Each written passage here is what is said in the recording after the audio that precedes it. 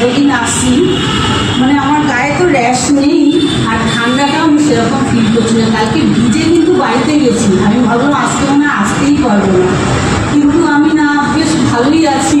আমি আবার সমস্ত কাজকর্ম সেরে আবার এখানে উপস্থিত হয়েছি। এই যে ঠান্ডা লাগার প্রবণতা বলছেন আপনি, এই ঠান্ডা লাগার প্রবণতাটা অনেক বছর ধরে ছিল কি? অনেক বছর স্যার। আমি না এই করোনা হয়েছিল আমার, তারপর থেকেই আমাকে মানে একটু জল ধরতাম, একটু মাথায় শ্যাম্পু করতাম, আমার ঠান্ডা লেগে যেত।